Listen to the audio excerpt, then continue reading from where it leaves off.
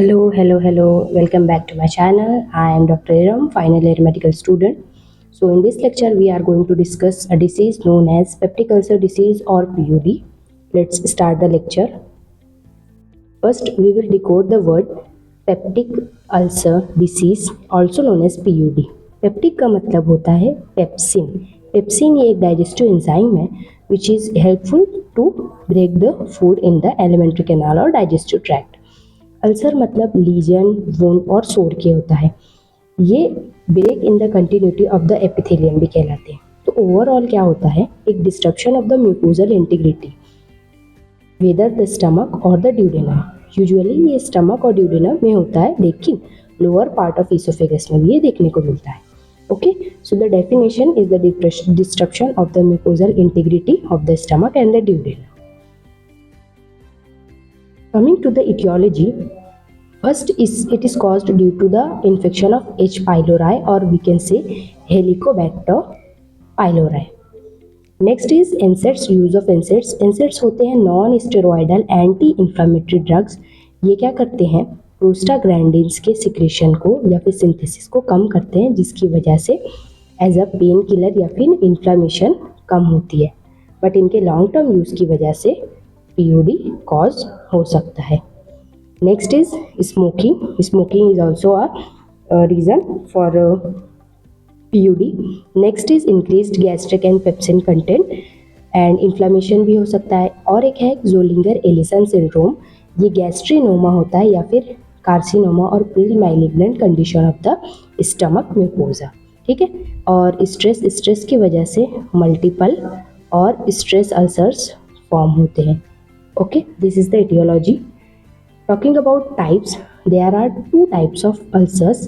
First is gastric ulcer और stomach जिसमें होता है, ड्यूडेनम जो कि फर्स्ट पार्ट ऑफ ड्यूडेनम में होता है. हम जानते हैं stomach, this is the structure, this is the first part of duodenum, this is stomach and this is esophagus. तो अगर लेजर कर्वेचर, ये लेजर कर्वेचर है, यहाँ पर जो भी अल्सर होते हैं that is known as gastric ulcer, and first part of duodenum में जो अल्सर्स होते हैं that is known as duodenal ulcer. If we talk about the gastric ulcer, ये होते हैं because of the impaired mucosal defense. जबकि जो duodenal ulcers होते हैं वो इंक्रीज्ड एसिड सिक्रेशन और हाइपरक्लोरहाइड्रिया की वजह से होते हैं. So this is the differentiation point between the gastric and the duodenal ulcer. Okay, कुछ पॉइंट्स यहाँ पर दिए हुए हैं जिनको रिमेंबर रखना बहुत ज़रूरी है if you talk about the ulcers. First is duodenal ulcer की हमने बताई side first part of duodenum है, जबकि गैस्ट्रिक अल्सर्स कहाँ हो रहे हैं, lesser curvature of the stomach पर. इसका अकरेंस 80% है और जबकि गैस्ट्रिक अल्सर्स 20% होते हैं. एज ग्रुप 25 to 30 है, but gastric ulcer above the 50 years में होता है. यहाँ पर एपेटाइट मतलब जो भूख है वो अच्छी लगती है. यहाँ पर फियर ऑफ फूड होता है क्योंकि एंट्री जब स्टमक में हो रही है तो वहाँ पर पहले ही इन्फ्लेमेशन और प्रॉब्लम होती है. वेट गेन होता है क्योंकि एपेटाइट गुड है, यहाँ वेट लॉस मिलता है. ऑनसेट ऑफ पेन कब है, 2 to 3 hour after the meal, and यहाँ पर फौरन या फिर आधे घंटे बाद शुरू हो जाता है पेन. यहाँ पर फूड लेने से रिलीव होता है, जबकि यहाँ पर एग्रीवेशन है. यहाँ पर location of the pain epigastric है बट इट कैन रेडिएट. ये हंगर पेन है, यहाँ पर ये बात जो ज़रूरी है, it is hunger pain but it is the eating pain, यानी खाने के बाद हो रहा है. लेट नाइट पेन है, यहाँ पर एसिम्टोमेटिक, 6 मंथ तक ये एसिम्टोमेटिक होता है गैस्ट्रिक अल्सर का पेन. गैस्ट्रिक सिक्रेशंस, यहाँ पर हमने कहा इंक्रीज्ड एसिड पेप्टिक कंटेंट की वजह से, जबकि यहाँ पर क्या हो रहा है, बैरियर्स जो है वो डिक्रीज हो जा रहे हैं. ये मेल्स में ज़्यादा है जबकि ये फीमेल्स में इसका रेशियो ज़्यादा है. यहाँ पर मेलिना 60% के अराउंड में मिलता है, जबकि यहाँ पर हेमाटेमेसिस ज़्यादा मिलता है. हेमाटेमेसिस का मतलब होता है blood in vomiting. Okay, tenderness is at right hypochondrium but the air epigastric region में होगी. मैलिग्नेंसी यहाँ रेयर होती है, यहाँ पर मोर कॉमन है. और अगर हम इसके कॉम्प्लिकेशंस देखें तो both complications are same, but यहाँ पर आवर ग्लास डिफॉर्मिटी मिलती है. आवर ग्लास डिफॉर्मिटी की बात करें तो ये कुछ इस तरह स्टमक का शेप बन जाता है जिसे हम आवर ग्लास बोलते हैं.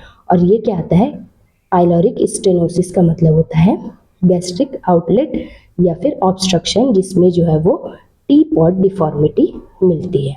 Okay. Coming to the pathophysiology, same है। यहाँ पर हमने कहा कि डिफेंसिव अगर गैस्ट्रिक है तो वहाँ पर म्यूकोजल बैरियर्स जो है वो कम हो जाते हैं, जिसकी वजह से क्या होता है, डिस्ट्रप्शन होता है, म्यूकोजल इंजरी होती है, ओवरऑल इन्फ्लेमेशन और अल्सर फॉर्म होता है। गैस्ट्रिक अल्सर का सेम बताया, यहाँ पर इम्पेयर्ड म्यूकोजल बैरियर की वजह से क्या हो रहा है, म्यूकस लेयर का ब्रेक डाउन हो रहा है, जिसकी वजह से सिम्टम्स अपीयर होते हैं। If you talk about the duodenal ulcer, यहाँ पर हमें लोड बढ़ रहा है, यानी acid peptic load on the duodenum is increasing which leads to metaplasia और पेप्सिन कंटेंट इंक्रीज, और यहाँ पर इरोजन और अल्सर कॉज हो रहे हैं। ओके, तो this is the pathophysiology. Coming to the clinical feature, ये 3 तरीके से कैरेक्टराइज करता है। यहाँ पर 3 चीज़ें हमें मिलती हैं। First is localisation of epigastrium, relation to food हमने देखा कि एक हंगर है, जबकि दूसरा जो है तो वो फूड है या फिर ईटिंग पेन है। ओके, तो दिस इज एंड एपिजोडिक अकरेंस, मतलब एक लेट नाइट में हो रहा है, एक ईटिंग के बाद हो रहा है, एक सिम्टोमेटिक है, एक एसिम्टोमेटिक है। This type of an early satiety after meal, यानी कि फीलिंग, सटाइटी का मतलब होता है फीलिंग ऑफ फुलनेस, तो खाने के बाद बिल्कुल भरा हुआ, बहुत जल्दी मैदे का भर जाना, इसको कहते हैं हम early satiety. Anorexia, loss of appetite and nausea vomiting, ये जो मिलता है। इसके अलावा bleeding and the form of haematemesis and melaena, duodenal ulcer में ज़्यादातर मेलिना, जबकि हेमाटेमेसिस जो है वो गैस्ट्रिक अल्सर्स में ज़्यादा मिलता है।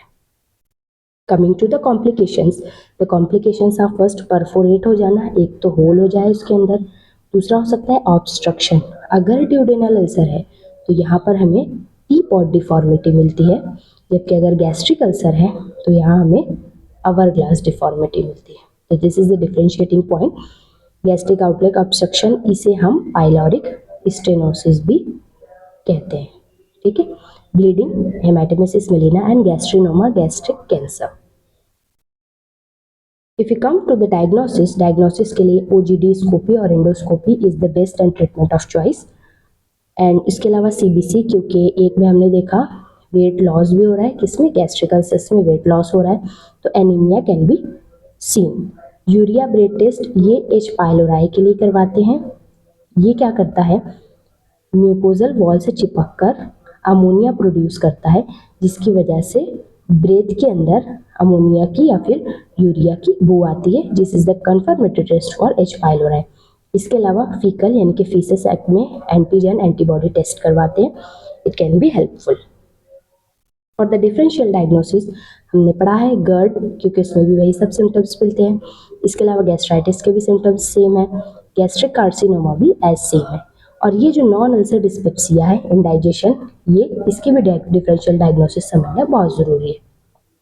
Coming to the treatment part, first is H. pylori eradication. For this purpose we use PPIs, जिसमें हम 2 एंटीबायोटिक्स एंड एक मेट्रोनिडाजोल को यूज़ करते हैं। ये 7 डेज के लिए यूज़ होता है।